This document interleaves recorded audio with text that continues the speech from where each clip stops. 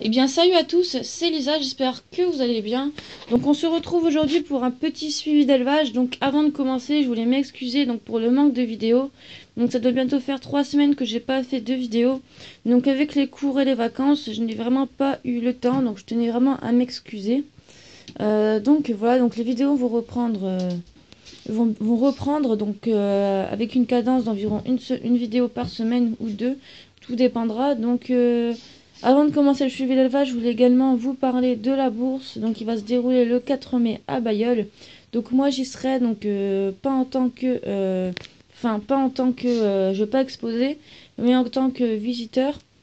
Donc si jamais vous voulez des phases, donc si vous voulez qu'on procède à un échange, donc je vous parlerai de tout ça après. Donc avant de vous parler des phases, je vais vous parler un peu de mon Pogona et de son terrarium, puisque je ne sais pas si je vous avais parlé de son nouveau terrarium. Donc en tout cas, je vous avais parlé de la branche et je vous avais dit qu'elle allait être incrustée dans son nouveau terrarium. Donc je vais vous montrer un peu le Pogona. Donc il est dans sa cabane, donc il a bientôt 8 mois, il est vraiment en bonne santé et il grandit très bien. Donc il a grillon et là je vais lui remettre un petit peu de salade et il a toujours sa petite bassine d'eau. Donc voilà, on va passer au phasme.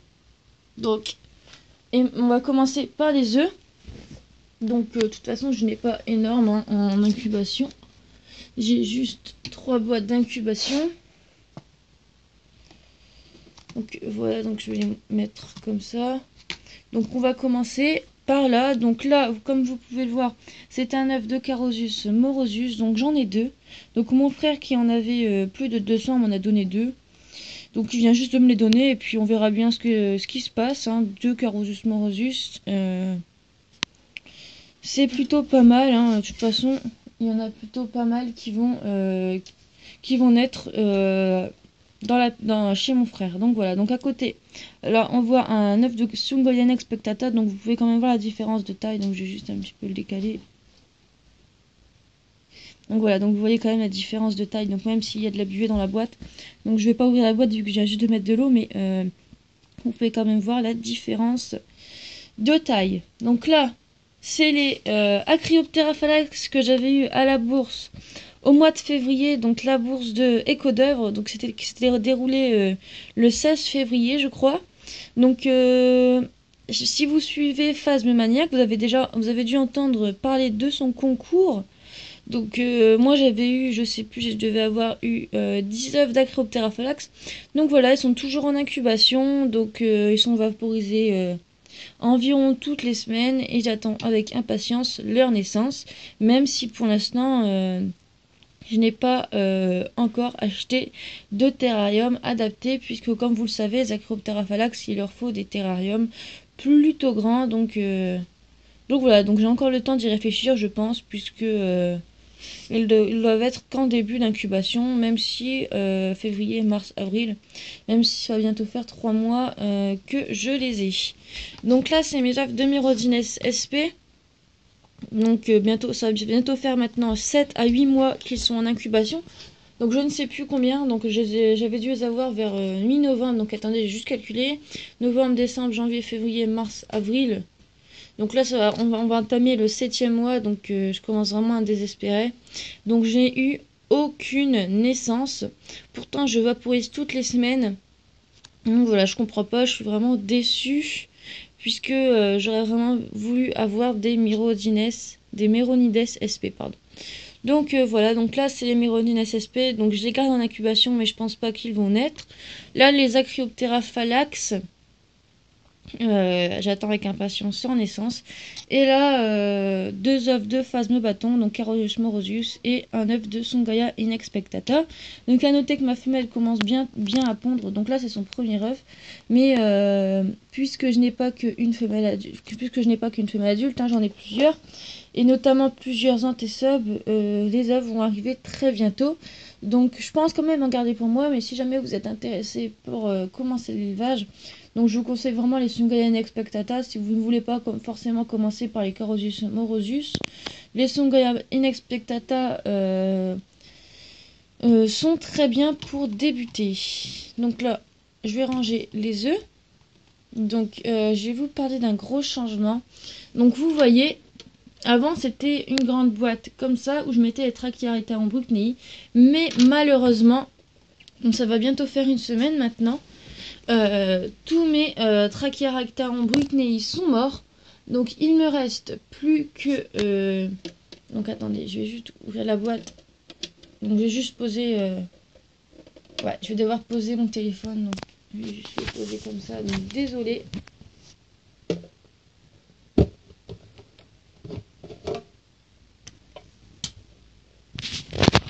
Donc désolé, donc j'ai juste ouvert la boîte. Donc vous voyez, c'est une petite boîte qui doit faire environ 20 cm de hauteur. Mais vous voyez, il ne me reste plus qu'un mâle Trachyarrheta en Brucnei en T-sub, donc je vais pas trop le déranger, mais vous voyez. C'est le dernier qui me reste, donc je suis plutôt déçue. Mais bon, on va bien voir, hein, sinon je recommencerai l'élevage. Donc juste une petite aparté, je viens de voir que mon Pogona était sorti, donc je veux juste vous montrer, mais discrètement, pour éviter qu'il soit trop stressé. Donc vous voyez là, mon Pogona en Hilausoni, donc il a bien grandi. Donc voilà, donc je tenais juste à faire une petite aparté avant qu'il rentre dans sa cabane. Voilà, donc il est vraiment très beau. Donc voilà, donc pour le Trachyarrheta en Brucnei, donc je suis quand même plutôt déçue. Bon, j'essaierai d'en retrouver à la bourse ou de m'en racheter un peu plus tard. Donc on va fermer la boîte. Voilà, donc je pense qu'elle est fermée. Donc voilà, donc maintenant je vais vous parler des Sungaya inexpectata avant de pouvoir reparler des cétoines. Donc voilà, donc je vais faire attention vu qu'il y a un mâle là. Donc vous voyez le mâle là. Là, vous voyez une grosse femelle, donc une femelle adulte. Donc je pense qu'elle doit être adulte, hein. Je ne suis pas sûre, mais je pense. Donc là, vous voyez, c'est une femelle. Là, c'est une anti-sub. Et là, c'est encore une anti-sub. Donc vous voyez, j'ai j'ai pas mal d'anti-sub. Donc je pense que j'ai d'autres adultes, mais ils doivent être cachés.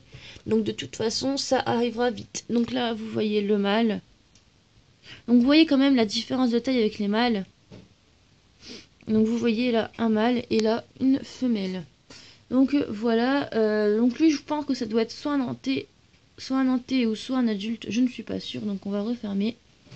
Donc vous voyez, les phasmes se portent plutôt bien dans des boîtes. Donc ils arrivent, donc les Sungaya expectata arrivent vraiment bien à faire leur mue dans les boîtes. Donc je suis plutôt agréablement surpris.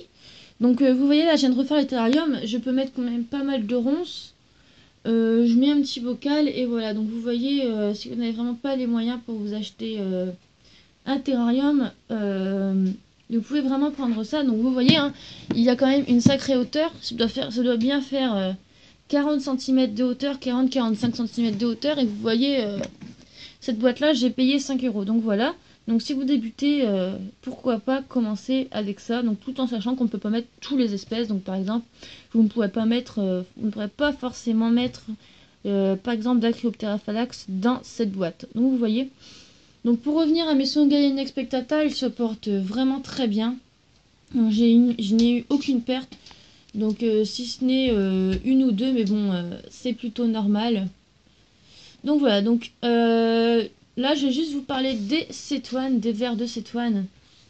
Donc vous voyez, donc je pourrais pas vous dire les espèces, hein, mais je m'en souviens plus. Mais quand j'ai été à la bourse mai-février, le vendeur, enfin Michael, m'avait vendu, il m'avait dit qu'il y avait une cétoine dans la boîte, donc j'étais agréablement surpris d'avoir deux cétoines. Donc plutôt agréablement surpris vu que j'avais quand même payé la boîte 2 € et que donc voilà 2 € pour une larve de cétoine. Enfin ça me dérangeait pas vu que je voulais vraiment essayer, mais deux cétoines c'est plutôt pas mal. Donc vous voyez qu'il y a une relativement petite et une plus grosse, donc il ne faut pas les mettre à la lumière, c'est pour ça ils peuvent mourir. Donc c'est pour ça il faut faire attention. Donc là ça va faire 2 mois que je les ai, 2 mois qu'ils sont à l'arbre. Donc ils vont, j'espère qu'ils vont se transformer très vite en coq.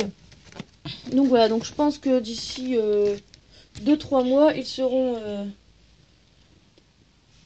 J'espère que d'ici 2-3 mois, ils seront en coque. Donc là, on va les voir. Ils vont rentrer. Donc vous voyez, moi j'ai eu la boîte comme ça, je n'ai rien à toucher, même pas à humidifier, je n'ai rien à faire. Et vous voyez, elles se portent plutôt bien. Donc vous voyez, là elles sont rentrées, voilà, elles sont au calme.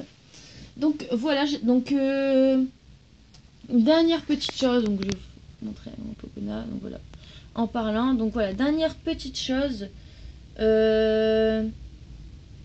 Dimanche, comme je vais à la bourse de Mons, voilà, donc je voulais vous demander si jamais vous étiez intéressé pour faire un échange. Donc vous voyez comme, bon, je ne vais pas vous proposer d'être à caractère en bouclier, je n'ai plus qu'un mal. Mais si jamais vous êtes intéressé par des Sungaya Inexpectata, donc dites-le moi.